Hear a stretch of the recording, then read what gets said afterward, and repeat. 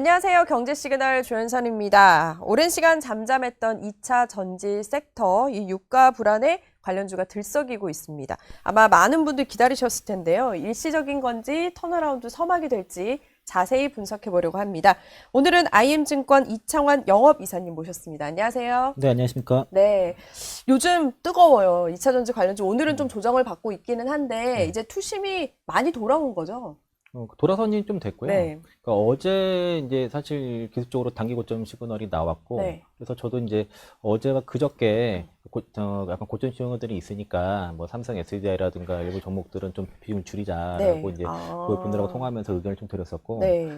그러니까 2차 전지 섹터는 확실히 수주 산업인 게 이번에 다시 한번 증명이 됐어요. 그러니까 그동안 이제 전기차 캐즘이라 해서 그쪽 관련 수주가 또 없었다가 네. 주가들이 올라온 종목들 잘 보면은 전부 다 수주 때문에 올라왔어요. 그러니까 이제 이번에 이제 벤츠양의 그 삼성 SDI랑 네. LG 에너솔루션 네. 수주권이 있지 않습니까? 그게 특히 이제 이재용 그 회장과의 그 이제 CEO 간의 네. 간담회 이후로 이제 성사가 된 것들이라서 어떤 외교적인 성과를 볼 수 있는데 사실 전기차 섹터 부분에 있어서는 기대감이 많지 않았단 말이야. 하지만 그렇죠. 뭐 네. 대체하는 뭐 ESS, AI 데이터 센터 수요 폭발에 의한 ESS 수주권, 그리고 뭐 최근에 전쟁으로 인해서 이제 에너지가 이제 안보로 그 배터리가 안보로서의 주교성이 올라갔지 않습니까? 네, 그리고 그렇죠. 또 전쟁 중에 드론만 있으니까 드론에 들어가는 네. 뭐 배터리들 많이 들어가는 것들. 그리고 이제 뭐 그 여러 가지 이제 그뭐 휴머노이드 로봇, 전고체 배터리, 그쵸. 모멘텀들이 많았단 말이야. 네. 그런 관련 모멘텀 있는 종목들은 주가가 이미 오르고 있었고 신고가도 갖고 했는데 주가가 바닥에서부터 최근에 저점에서 올라오기 시작한 건 뭐가 먼저 올랐냐면은 그러니까 삼성 SDI가 그 ESS LFP 배터리 수주하고 네. 그게 또 LNF가 수주를 하면서 그 관련된 종목도 일단 먼저 올라왔습니다. ESS 배터리 관련 밸류 체인에 특히 삼성 SDI 밸류 체인의 종목들이 급등 나오고 LNF도 신고가 먼저 나오고 이렇게 그런 종목들이 먼저 나왔고요. 이제 전쟁이 터졌잖아요. 네. 전쟁에서 드론이 많이 들어가다 보니까 거기에 이제 드론의 무게도 더 큰 것들도 뭐 5kg에서 50kg짜리도 있고 뭐 1, 2kg짜리가 아니라 네. 그러면은 배터리 많이 들어가고 오래 가려면은 실리콘 목재가 필요하고 그러니까 대주전자 재료, 나노 신소재 뭐 저점에서 2배 올라오고 뭐 이랬던 거거든요. 네. 근데 문제는 다 보면은 전기차 쪽 수주가 없었어요. 수주 못 말랐던 게 그런데 이제 벤츠향으로 삼성 SDI의 그 P5랩 6 한 10조 규모라고 하는데 수주가 나왔던 겁니다. 네. 그러니까 가장 기대가 없었던 곳에서 의외의 대규모 수주 나오니까 그게 폭발적으로 반응을 한 거고 그러니까 전기차 쪽은 실제 그러니까 실적과 바로 연결이 되는 부분이기 때문에 이게 전 밸류체인을 다 끌고 네. 올라갔을 그런 이슈죠. 네. 그러니까 ESS 수주가 나왔을 때는 해당 밸류 체인만 움직였는데 전기차 쪽 수주 얘기 나오니까 전체가 다 올라가는 그런 효과를 좀 보여줬던 것이고 그리고 그 1분기 실적이 안 좋았던 것들은 이미 다 알고 있었잖아요. 네. 그래서 반영이 됐고 1분기를 저점으로 해서 실적은 턴어로 한다. 그게 기본적인 시장의 시나리오였던 거죠. 그리고 이제 수요가 이제 전기차뿐만 아니라 ESS부터 해서 아까 말씀드린 뭐 휴머노이드, 드론 등등 이제 수요 다변화가 생기면서 네. 그렇게 되면 이제 멀티플 상승이 가능한 거죠. 사실 이제 2차 전지 섹터가 지금 뭐 편하게 가만히 이제 바이더딥 할 수 있는 건 아니에요. 지금 단기적으로 올라왔기 때문에. 네. 다만 이제 그런 지금의 멀티플이 다소 좀 높은 거를 정당화할 수 있느냐 네. 여부를 봤을 때는 가장 중요한 거는 수요 다변화가 생기고 그리고 장기 수주가 계속 나와 줘야 되거든요. 네. 그러니까 ESS도 좋긴 한데 전기차 쪽 수주가 나와 줬어야 되는데 의외의 곳에서 대규모 수주도 나왔다. 네. 이거는 시장에서 환호할 만하다 볼 수 있겠죠. 그럼 삼성 그 SDI 입장에서는 BMW, 아우디, 이제 벤츠까지 다 아우르고 있는 거잖아요. 네. 그러면 이게 업계에서는 어떤 의미로 좀 받아들이고 있어요? 네, 그 독일 3사에 네. 그 들어가는 그 각형 배터리, 하이니켈 각형 배터리가 삼성 SDI랑 P5랑 P6인데 이게 다 그 고프리미엄급이에요. 네. 다 프리미엄 전기차에 들어가는 거고 그리고 이제 그 LG 에너솔루션이 벤츠에 들어가는 LFP 배터리는 네. 이제 약간 저가형, 표준형 뭐 이런 쪽이 좀 들어가겠죠. 그러면은 삼성 SDI의 배터리가 그 하이니켈 배터리가 이제 그 유럽 프리미엄 전기차의 어떤 기술적인 표준으로 자리를 잡았다. 네. 이렇게 좀 볼 수 있을 것이고, 그리고 중요한 거는 3년에서 5년 정도 지금 그 장기 공급 계약이 됐다는 거죠. 네. 사실 이제 그 배터리 기업들이 수주를 받았던 것들이 막 취소된 것도 많이 있었는데, 그렇죠. 예. 그래서 이제 그런 문제가 있었는데, 이게 이제 어쨌든 그 벤츠향으로 들어가고 실제 탑재가 되고 납품이 된다고 하면은 지금 이제 배터리 기업들 밸류에이션이 네. 28년도를 보고 있거든요. 28년도 거를 가지고서 이제 뭐 평균 40배를 주냐 마냐 이렇게 좀 보고 있는데 네. 그런 밸류에이션에 대한 그 근거가 될 수 있는 네. 중요한 수저라고 그렇게 볼 수 있겠고 그리고 벤츠가 네. 삼성 SDI를 선택을 한 거는 단순하게 지금의 그 하이니켈 배터리 공급만 염두에 둔 게 아니라 삼성 SDI의 전고체 배터리까지 염두를 한 것으로 그렇게 보고 있습니다. 이제 아무래도 이제 삼성 SD가 상용화가 제일 빠르니까. 네, 그렇죠. 그러니까 이제 그 다음 순서로 그 벤츠와의 삼성 SDI 협력은 지금의 그 앞으로 나올 그 3원계 배터리뿐만 아니라 전고체 배터리를 도입을 위한 그런 이제 수순이다. 이렇게까지 볼 수 있을 것 같고 결국에는 이재용 회장이 네, 잘 해낸 거죠. 그렇죠. 그러니까 엄청 공들였다고 네. 후문이 있었는데 그럼 사실 상승의 여지, 그러니까 성장의 상승 여지가 굉장히 많이 남아있다고 봐도 되는 그렇죠. 거네요. 그 다음 수순까지 내다보고 한 것으로 보여지고, 그러니까 이제 그룹 차원에서 서로 벤츠와 삼성그룹 간에 상당한 공급망 안정을 가져올 수 있는 거죠. 앞으로 이제 유럽에서도 다 유럽산 배터리만 도입을 해야 되는데 벤츠 입장에서도 유럽 시장에서 그 LG 엔솔과 삼성 SDI의 고급형과 표준형, 그 저가형까지 상당히 안정적인 공급망을 그 구축을 한 것으로 볼 수 있겠고, 이러면 뭐 시애틀, 그러니까 중국 업체들, 중국 전기차 업체들과도 지금 경쟁을 충분히 할 수 네. 있는 상황이다라고 볼 수 있겠습니다. 이게 캐즘이라는 것 때문에 사실 2차 전지가 좀 힘들었는데 하나 궁금한 게 이제 되게 오래됐잖아요. 그러면 캐즘 탈출이다 하고 우리가 투자자 입장에서 볼 수 있는 뭐 지표나 이런 움직임을 좀 알고 있을 만한 게 있어요. 결국엔 수주예요. 수주? 네, 수주고 아. 그리고 이제 가격. 네. 가장 많이 보는 게 네. 리튬 가격이잖아요. 리튬 그렇죠. 가격, 네. 탄산리튬 가격이 오늘 기준으로도 뭐 그 중국 탄산 선물 기준으로 17만 위안 돌파했고 네. 이게 한때 막 그 5만 6만까지 떨어졌던 네. 거니까요. 네. 네. 그러니까 여전히 이제 그렇게 이제 리튬 가격이 올라가지고 최근에 그 양극재 가격이 저점에서 꽤 반등을 했어요. 대략 톤당 한 2,800만 원 정도, 네. 이 정도, 그러면 키로당 28달러 정도까지는 올라왔는데 예전에 60달러, 70달러 때보다는 좀 못하지만은 네. 그래도 올라왔는데, 다만 그 양식재 기업들이 완전히 턴어라운드 했다고 하기에는 좀 아쉬운 게 뭐냐면 가동률을 봐야 되는데 아, 그러니까 에코프로비엠 가동률이 아직 30%대입니다. 아 그리고 그래요? 코스모 인수제도 사실 지난해 연말까지 그 30% 회복을 목표로 하고 있었거든요. 지난해 상반기만 해도 한 자릿수였어요, 가동률이. 그만큼 지금 양식재 기업들의 가동률이 지금 좋지 않은 상황인데, 이런 이제 대규모 그 삼성 SDI라든가 이제 대규모 수주가 나왔을 때 이게 수주를 연결돼서 가동률이 회복되는지가 되게 중요한 지표입니다. 그래서 분기 실적할 때 양극재 기업들은 가동률을 반드시 확인해 봐야 될 거고요. 네. 발표하는 기업이 있고 그렇지 않은 기업이 있는데 네. 뭐 사업 보고서나 이런 거 통해서 확인해야겠네요. IR 담당자한테 네, 물어봐서라도 분기별 계속 가동률은 계속 체크하시고, 네. 가격이 반등한 거는 바닥 시그널을 맞죠. 네. 근데 이제 실적이라는 게 어쨌든 P와 Q가 같이 올라가야 되는데 그럼 P가 올라가고 네. Q도 올라가는지를 봐야 되겠고, 그러면 그러면 그게 가장 근본적인 지표는 네. 수주란 말이죠. 전기차뿐만 아니라 ESS 배터리 수주 되는 것들. 그게 이제 그래서 수주가 나오는 기업들은 주가가 올라간다, 현재 특징은. 왜냐하면 배터리는 수주 산업이니까. 수주다. 그리고 이제 이런 식으로, 그리고 또 하나가 보면은 이제 그 OEM 기업들, 완성차 네, 기업들이 네. 재고 일주를 봐야 돼요. 아. 재고가 얼마큼 있는지. 네. 지금 보면 1분기가 바닥이고 2분기로 턴어는데 본다고 하는 거는, 네. 그러면 완성차 기업들이 2분기부터는 재고 조정이 이제 그동안 재고 조정이 끝나고 네. 다시 재고 축적 기간을 간다고 이렇게 봐야 되니까, 그리고 그런 이제 재고도 파악을 해야 되겠고, 그리고 사실 전기차 섹터로 봤을 때, 전기차 기준으로 봤을 네. 때는 금리 인하도 되게 중요합니다. 그래요? 아무래도 자동차 할부 금리가 연결되기 아, 때문에. 그렇죠. 그래서 이제 금리 인하가 돼야 되는데, 애초에 23년도, 24년도 당시에 그 배터리 산업을 전망을 했을 때 25년도부터 26년까지, 뭐 아니면 24년부터 24년에서 26년 요 사이에는 금리 인하 구간이 그랬죠. 오고, 네. 그리고 이제 신차 출시가 25년부터 많이 됐다고, 그 두 가지 사이클에 맞물렸나 기대를 했는데, 상황은 금리 인하는 계속 더뎌지고, 그렇죠. 그리고 신차 사이클도 계속 지연된다는 거죠. 취소가 되거나 뭐 26년, 27년 넘어가거나 이런 거. 그래서 생각했던 사이클이 만나지는 않았는데, 네. 지금은 그 ESS가 그런 실적을 대안으로 나타났고, 그리고 실적 방어의 요소로 나타났고,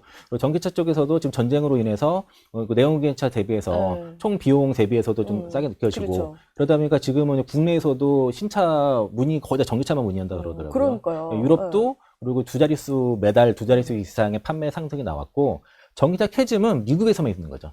특히 트럼프 정부에서만 역성장이 나오는 그런 상황이니까 전 세계 전기차 캐즘은 미국에서만 있었는데, 네. 문제는 우리나라 그 배터리와 소재 기업들이 미국이 그 정도가 높았다는 겁니다. 그러다 보니까 그런 과정을 겪었는데 지금은 그런 그 캐즘에 대한 역효과들은 상당히 많이 이제 주가에 반영되고 그리고 그 안에서 좀 사라지는 기업들이 생긴 거죠. 사실은 여기서 살아나는 기업들은 네. 다시 업사이클이 왔을 때 그 결실을 다시 좀 누릴 수 있는 그런 기회가 있다. 그러니까 살아남는 자가 네. 강하게 될 거다. 강하게 된. 그렇게 보겠습니다. 그럼 한 번 더 박차를 가하려면 말씀 주신 거에 의하면 금리 인하가 되겠다 싶을 때도 또 하나의 모멘텀이 될 수 있겠네요. 하나의 모멘텀이 될 수는 있죠. 이제 다만 이제 지금은 예전과 같이 그 전기차에만 의존하는 게 아니라 기본적으로 전기차 그리고 ESS가 두 가지가 핵심이잖아요. 네. 근데 앞으로는 이제 그 전고체 배터리 시대가 되면은 거기 이제 휴머노이드 로봇에 들어가는 배터리가 각광을 받게 된 거고 그리고 2년 전만 해도 인터 배터리에서 네. 삼성 SDI가 전고체 배터리를 선보일 때는 그러니까 고급형 전기차에 들어갈 걸 정도로 예상했어요. 그러니까 27년도에 상용화를 목표로 하고 있지만은 네. 고급 아주 좀 비싼 전기차 정도 일부 들어가는 정도로만 예상했지 수요 다변화를 예상하지 못했거든요. 네. 그런데 그때도 그래서 폼팩터를 각형으로 봤었는데 네. 지금은 전고체 배터리가 거의 뭐랄까 그 파우치가 네. 주류가 될 것 같습니다. 이유가 그러니까 그 전고체 배터리가 나오게 된 게 일반적인 삼원계 배터리 같은 경우는 전해액이 누수가 되면 그게 폭발할 수 있는 화재 위험이 생기는 건데 그게 고체가 되기 때문에 화재 위험이 덜하다는 거잖아요. 그러니까 원래 전고체 배터리 그런 논리였어요. 그러면서 에너지비도 높여간다. 근데 그 전기차만 보다 보니 그렇게 됐는데 지금은 이제 수요가 다변화가 된 거죠. 드론, 그렇죠. 휴머노 로봇 이런 데들은 공간이 제한적이니까 그러니까 작게 들어가 되니까 그 파우치가 된 거고 휴대폰은 전고체 배터리가 파우치에 이미 들어가 있어요. 네. 그런 배터리가 들어가는 거고요. 그리고 압력을 균형하게 맞추려면은 원통형이라든가 각형보다는 각형이라 보면은 압력이 균형할 수가 없잖아요. 균등할 수가 없잖아요. 근데 이렇게 얇은 파우치 형태는 압력이 균등해 갈 수 있으니까 훨씬 더 안정적이죠.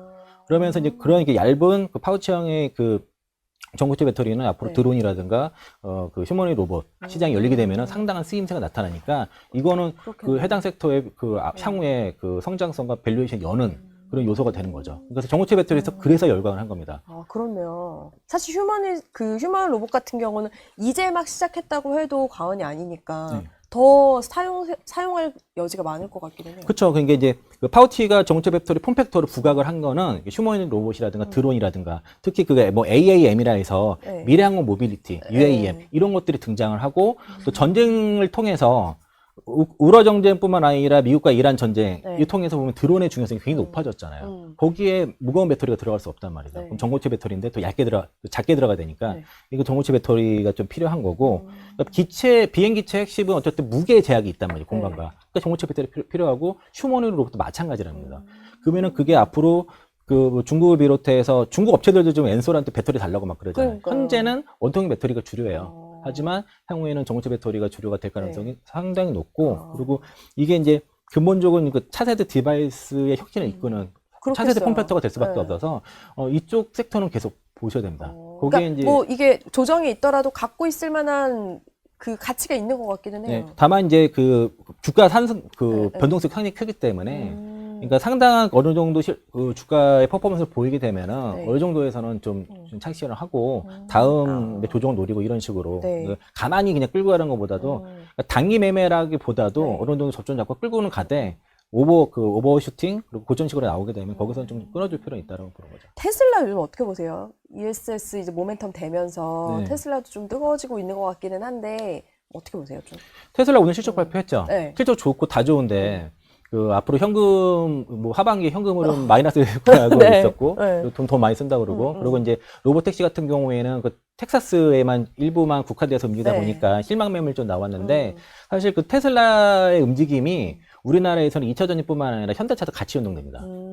왜냐면 테슬라랑 비교를 같이 하니까 현대차를. 그렇죠. 늘 그렇더라고요. 휴머노이드 로봇이랑 또 자율주행. 그렇죠. 그 지금은 이제 테슬라 같은 경우에는 ESS 쪽 메가팩에 대한 수주를 엔솔과 삼성 SDI가 하니까 당연히 연관이 되죠. ESS, LFP 배터리 그리고 뭐 그 LFP 양극재 그런 그 밸류 체인의 종목들이 괜찮은 거고 그리고 그 테슬라가 앞으로 나올 이제 로보택시라든가 그리고 휴머노이드 로봇, 옵티머스 이런 이슈는 현대차랑 연관이 되는 겁니다. 그래서 테슬라 주가가 강해야지 현대차도 좋아요. 그러니까 좋아야 되네요. 그렇죠. 테슬라가. 같이 밸류는 비교가 되니까. 다만 그 삼성증권에서 뭐 테슬라랑 현대차 밸류에이션이 뭐 20분의 1이다 뭐 이런 비교 있잖아요. 그러면은 테슬라랑 현대차를 이렇게 비교할 수는 없어요.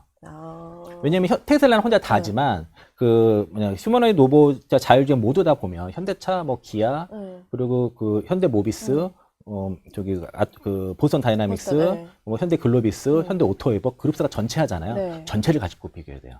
아, 그것만 보면 안 되는구나. 네, 그러니까 전체 시가총액과 네. 테슬라 시가총액 이렇게 비교해서 밸류에이션을 봐야지. 현대차 20%니까 20명 한다. 이렇게 우리 보면 요거만 보잖아요. 네, 그렇게 보통. 보면은 너무 그렇구나. 과하고요. 혼자 하는 게 아니기 때문에 그룹사 전체로 봐야 계산이 돼요. 틀려질 수 있겠네요. 네, 그렇죠. 그러니까 눈높이는 그 정도로 보는 게 저는 적당하다고 볼 수 있겠고, 그리고 테슬라가 전기차 판매 많이 되면 당연히 거기 엔질, 엔솔, 네. 그리고 거기 들어가는 밸류체인에도 이제 PQ에 영향이 되잖아요. 네. 그러니까 그 많이 팔리게 되면 Q에 영향이 있고, 만약에 좀 아마 안 팔리게 되면은 테슬라가 약간 가격 내고 이런 거 들어오니까 네. 또 그 가격 압박을 받을 수 있고, 그러니까 정량적인 지표고, 그리고 그 로보택시라든가 휴머노이드 로봇 이런 것들은 네. 상대적인 지표로 그렇게 볼 수 있겠습니다. 이게 뭐 호재만 보면 좋겠지만 아무래도 또 이제 시장이 늘 좋지는 않잖아요. 앞으로 이제 좀 주목해야 될 이벤트, 변수 그런 게 좀 알만한 게 있을까요? 지금 2차 전지 섹터는 사실 이번에 그 수주 모멘텀도 있었지만은 네. 사실 쇼커버도 되게 강했어요. 쇼커버링이 강하게 들어오면서 오버슈팅한 거 있기 때문에 이런 쇼커버링, 그러니까 수급이 위한 슈팅은 반드시 조정이 나오게 되니까 네. 지금 여기서 뭐 따라 붙거나 추가하는 거는 아직 타이밍상은 안 좋기 때문에 그런 거 염두에 두시고, 그리고 추가적인 이제 수주가 나오는지 계속 그 수주 산업이기 때문에, 그리고 그 수주로 중요하네요. 인해서 발주가 계속 되는지 계속 분기별 체크를 해야 되고요. 또 금리나 여부도 체크를 네. 하고, 또 ESS 쪽에서 이제 그 올해 이번 달 말에 뭐 LG 에너솔루션 다 콩쿠르 하지 않습니까? 네. 그러면은 가장 빠르게 밸류에이션이 반영되는 게 네. 북미 쪽의 ESS 캐파를 더 확장을 하는지. 아, 확장 여부. 네. 네. 그게 이제 ESS 쪽은 그 북미 쪽에서는 쇼테지기 때문에 네. 확장하는 대로 다 팔려요. 그러니까 이제 그러면 그 거의 다 밸류에이션을 다 줘버리거든요. 그리고 그 주기도 짧아서. 그래서 이제 뭐 취소될 염려도 없다 보니까 네. 그 관련 실적은 다 거의 밸류에이션이 되는 그런 상황이다라고 볼 수 있겠습니다. 이게 전기차가요. 늘 우리의 과제인 것 같아요. 중국의 저가 공세가 왜냐면 지금 서울에서도 많이 보이거든요. 네. 이걸 뚫어야 되는 것도 과제일 것 같긴 한데 어떻게 보세요? 뭐 중국차는 중국차고 현대기아가 잘 해야 되는데, 사실은 이번에 비아디가 국내에서 뭐 진출 뭐 2년 만에 만 대 팔았던 게 다 기아 때문이에요.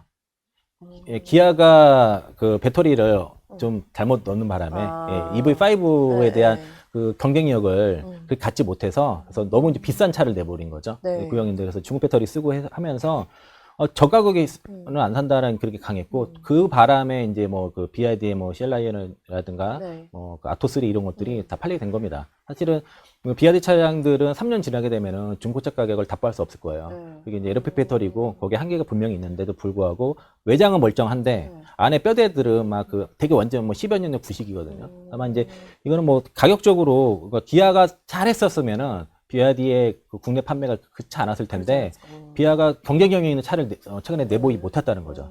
그러면서 이제 상대적으로 저 정도 가격이네, 싸네, 이렇게 된 거였고, 그리고 이제 그 앞으로 현대차가 그 아이오닉 3를 이제 아마도 유럽에서 이제 선보이게 되면은 이게 상당한 유럽에서 반영이 있을 것 같고요. 소형 해치백 형태인데 이제 400V 시스템입니다. 800V는 아니지만은 EV3도 400V인데도 상당히 가치를 그 경쟁력을 갖고 있는 것처럼 아이오닉 3도 그럴 것 같고, 그리고 제가 보는 국내에서 전 세계에서 가장 좋은 전기차는 EV6N입니다. 올해 이제 그 최고 올해 차도 수상을 했고, 성능은 최고예요.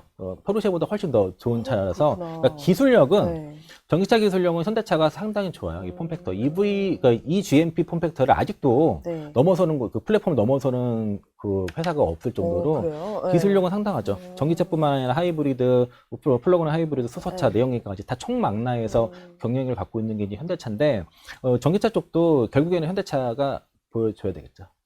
그래야 될 것 같아요. 그렇죠?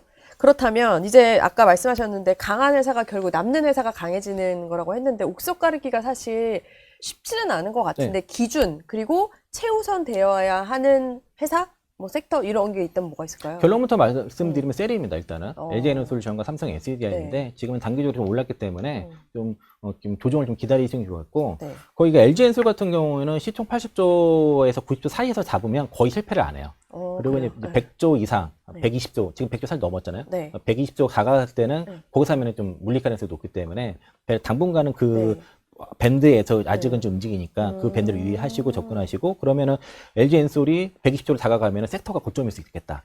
단기 고점이 있겠다. 그럼 조정 나오면은 좀 매수하고 이렇게 매수하고. 보시고 그리고 결국에는 수주잖아요. 수주를 네, 누가 하느냐. 그렇죠. 그럼 네. 거기 수주 나오는 것들 최근에 삼성 SDI도 결국 ESS 수주 나왔잖아요. 수주가 나오는 쪽 네. 셀이 항상 먼저 나오고 그리고 이게 또 장기 계약이 되겠고 그리고 ESS 매출이 그 엔솔 같은 경우 올해부터 50% 정도 되기 때문에 네. 그러면 ESS 쪽은 수주가 나오고 실적이 좋다고 하면은 그 밸류 체인에 속했는지 여부가 중요하고 그리고 4680이라든가 아까 말씀 전고체 배터리 네. 이런 차세대 폼팩터에 속한 기업들 거기에 이제 소재 기업들 네. 봐야겠죠. 장비 기업들. 네. 그 차세대 폼팩터 요 세 가지 네. 그 수주가 되고 장기 공급 계약에 되는지 그리고 ESS 쪽에서 이익 기여도가 들어가는지 그리고 차세대 폼팩터에서의 기술주도 갖고 있는 기업인지 요 세 가지 기준으로 보면은 요걸 모두 다 갖고 있는 기업은 셀인 거죠. 네.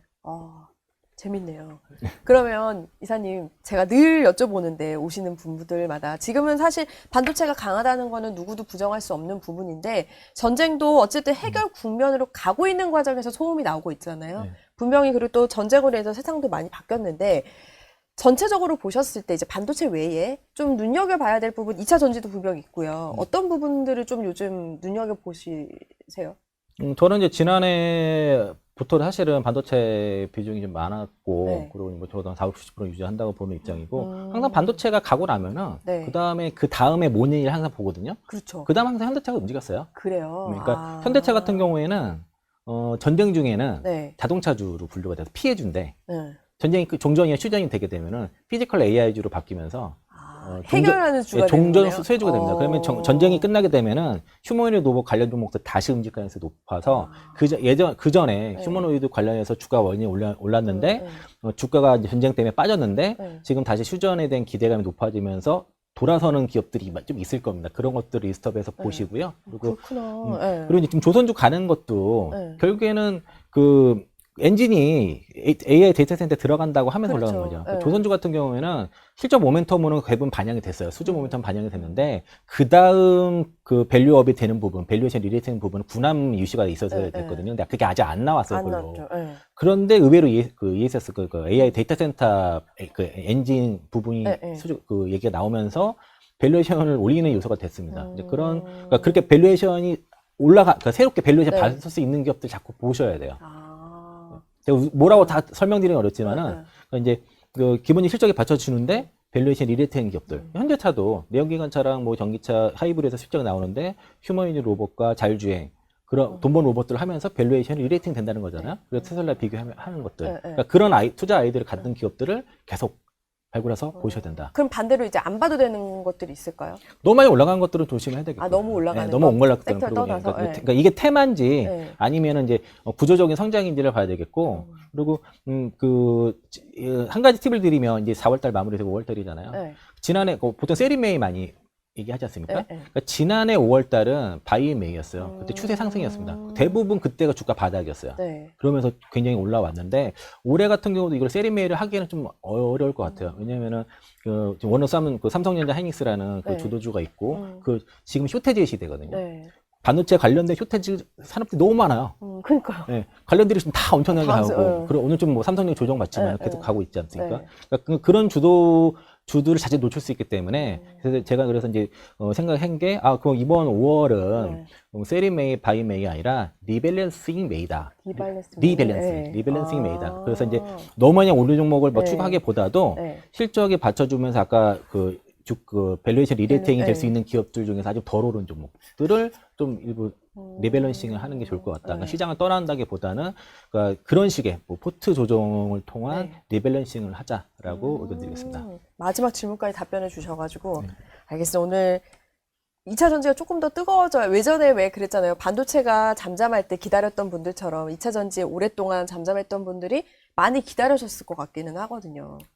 그렇죠. 최근에 그래서 그 많이 물려있던 종목들도 수익 전환 많이 됐더라고요. 그러니까요. 저도 롯데 에너지 모텔 좀 물려 있었거든요. 오늘 오늘 보니까 한 20% 이상 수익 전환돼서 이제 일부 좀 차익 의견 좀 드렸었고 에코프로 같은 경우도 좀 저도 전체 거기 갖고 물량이 적지 않아요. 상당히 아직도 많이 있는데 대부분이 수익 전환이 됐고 아직까지 좀 안 된 기업들은 그러니까 제가 매도 아까 안 보는 섹터는 사실 전해액 섹터입니다. 2차 전지 속에서는 전해액 쪽은 안 봐요. 아, 그래요? 네, 그래서 그쪽은 좀 네. 조심하시는 게 좋을 것 같습니다. 알겠습니다. 오늘 말씀 너무 즐겁고 유익했습니다. IM증권 이청한 영업이사 함께했습니다. 고맙습니다. 고맙습니다.